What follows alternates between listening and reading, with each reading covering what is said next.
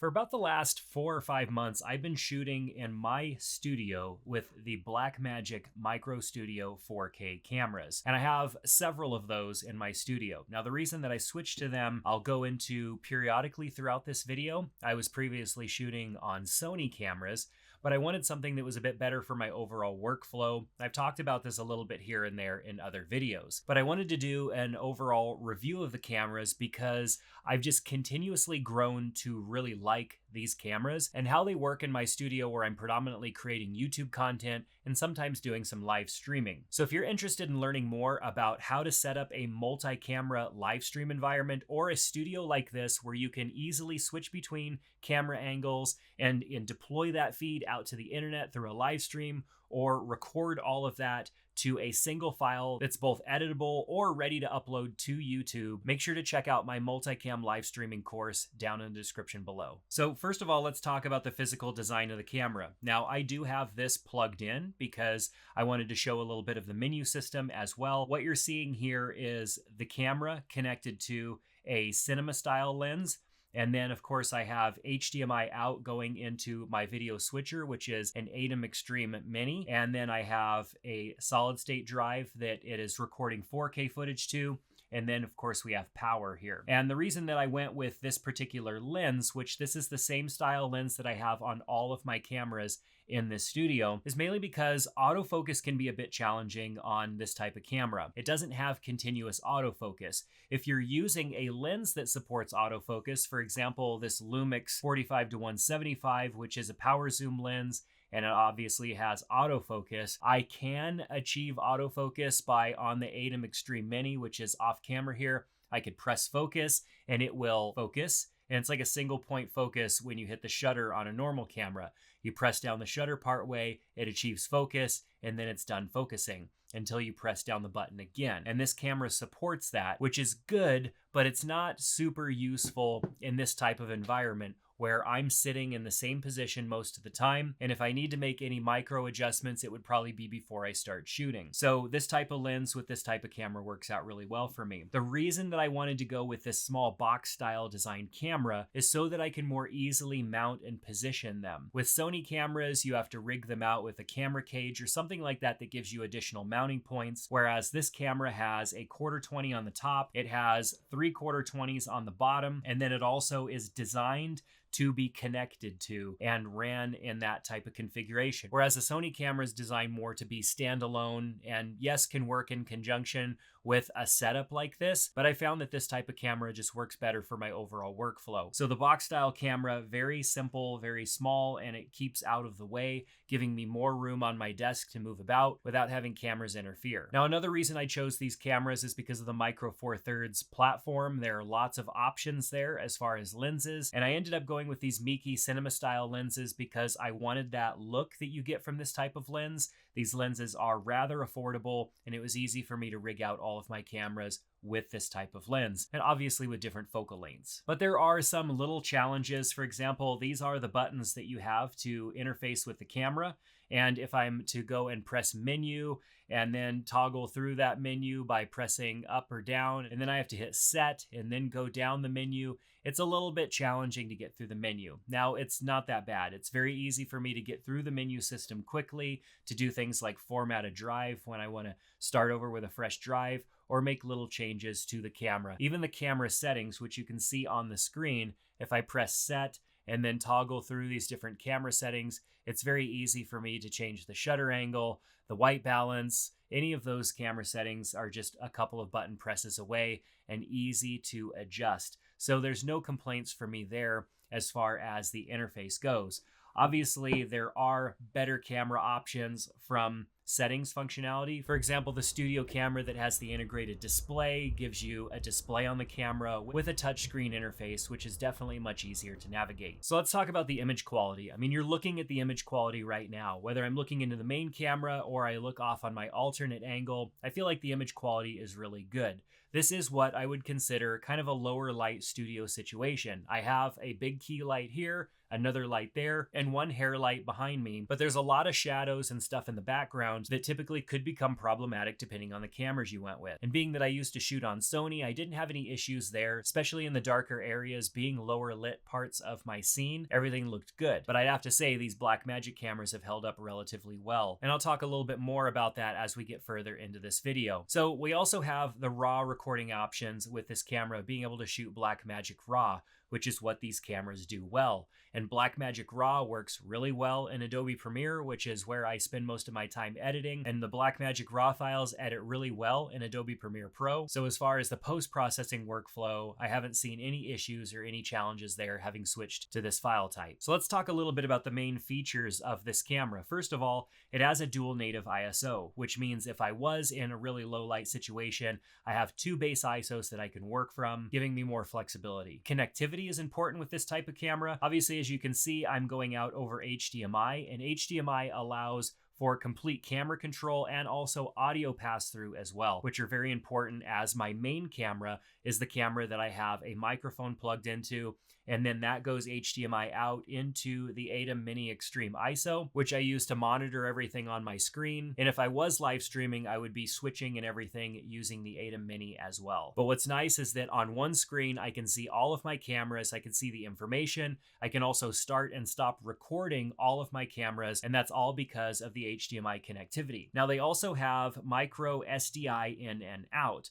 Obviously, the video feed would travel over the output there, and with the right equipment, I can also get audio traveling over that also, but it also has SDI in for camera control. So I would have to go SDI from the ATEM Mini back to the camera to get camera control. Because everything here is within relatively short distances of each other, HDMI is not a problem. I'm not running into any latency issues there, so the best option for this type of camera in this type of environment is cameras connected over HDMI. If I was only concerned about video feed only, and I didn't desire to control anything with the cameras, then one SDI cable going from the camera to the switcher would be sufficient. But I do enjoy being able to make changes to the cameras from the ATEM Mini Extreme ISO. Now I could further the remote control capabilities. Obviously, if I had a zoom lens, I could push to focus and get that single point autofocus at the push of a button. I would also be able to control zoom if I had the zoom demand, and I can control zoom on any of my cameras that I had a power zoom capable lens. So what are practical use cases for this type of camera? Well, this situation that I'm in right now, typically this camera is off on this angle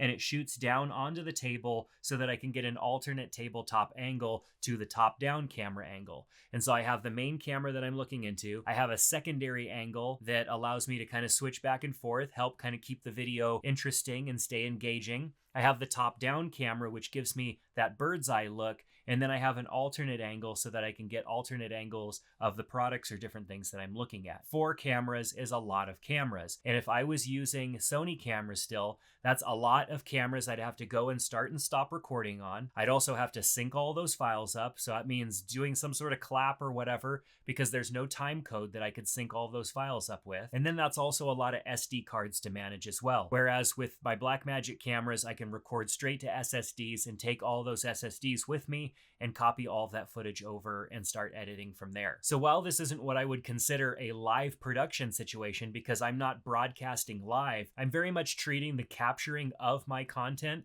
like it's a live environment by being able to trigger all of my cameras at one time, being able to live switch them if I want, and then utilize that output file that the ATEM Mini Extreme ISO captures as my final video if all of my cuts were sufficient enough. As I mentioned before, the small shape and size of this camera body allow me to mount these cameras around my small room here without taking up a lot of space, without getting in the way. That allows me to have more camera angles and produce a more interesting video because the cameras are taking up such a small amount of space. It's also very easy to set up and take down these cameras, so if I need to go off-site with my camera equipment to live stream for someone else or produce an interview style video, it's very easy for me to package all of these up, take my cables and stuff with me and reconnect everything and be ready to film in no time. So obviously it all can't be perfect. What are some of the drawbacks? Well, first of all, those buttons and that menu system is a bit of a drawback. If you know you're going to need to jump around in the menu system to do a lot of things, the menu system on this camera is a bit challenging. But this camera is not really designed for people who need to be in the menu systems quite often. If you're going to constantly need to make changes that would require going into the menu, I highly recommend going with the studio camera that has the integrated display. Even if nobody's going to be standing behind that display,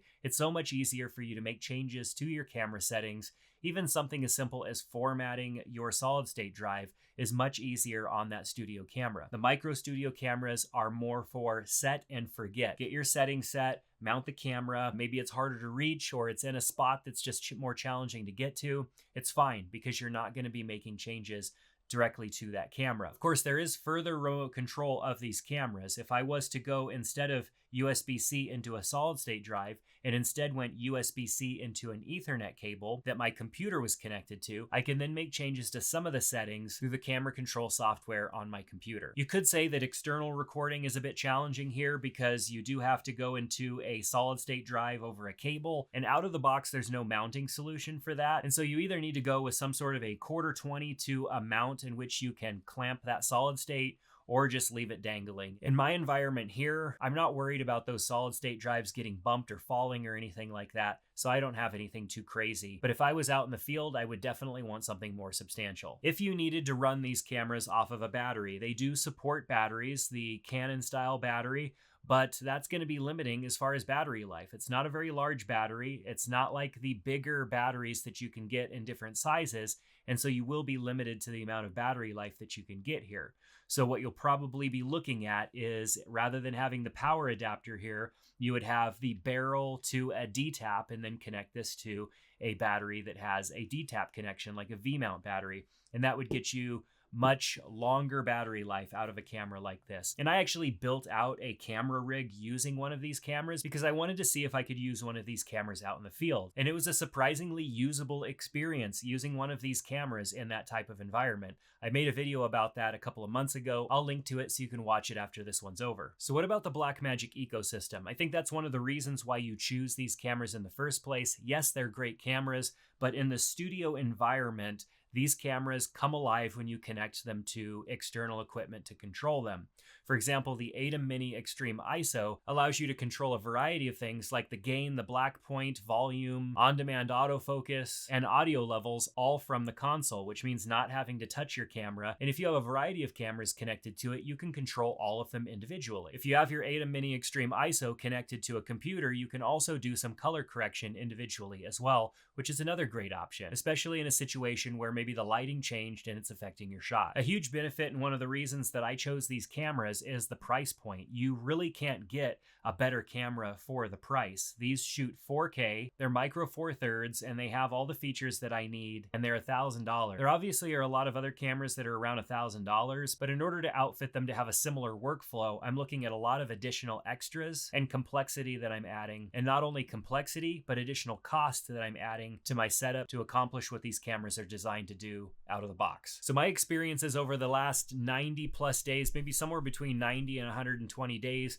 with these cameras as my main cameras for my studio where I produce YouTube videos, podcasts, and other things, is that I'm glad that I switched. Yes, I'm missing out on continuous autofocus, but I'm also missing the accidental situations where my focus point wasn't correct and the camera decided to focus on something behind me. I know that these cameras are going to be exactly where I set them. And yes, the Sony cameras that I was using before could be set to manual focus. I could use this type of lens on those cameras as well. So that's definitely not a main benefit for switching, but all these cameras being connected to one console where I can monitor all of them, see camera information, know when they're recording, trigger their recording from one location at the click of a mouse, name all of those files specifically, so when I pull the drives and put them on my computer, they're all named appropriately, take all of those files into Premiere Pro and sync them up using timecode, and then have the flexibility of the Blackmagic RAW file that these cameras put out natively, is a ton of value that I just simply wouldn't get with other cameras around the same price point. So if you're wanting the best camera setup for a YouTube studio or a live stream, podcast, whatever it would be, where you want to control multiple cameras and your environment is relatively controlled controlled like this, I don't think there's better cameras than the Blackmagic cameras for the price. I've also recommended these cameras to a handful of people over the last several months, and they've been happy with them as well. So I've got links to the cameras and the main tools that I'm using as part of my setup in this workflow down in the description below. If you have any questions about the Blackmagic Micro Studio cameras, the lenses that I've chosen to go with, or something specific about the configuration that I have set up here, definitely ask them down in the comment section below. I'll do my best to answer those questions. But that's going to do it for this video. If you found it useful, give this video a thumbs up, subscribe to the channel, and we'll see you back in another one soon. Take care.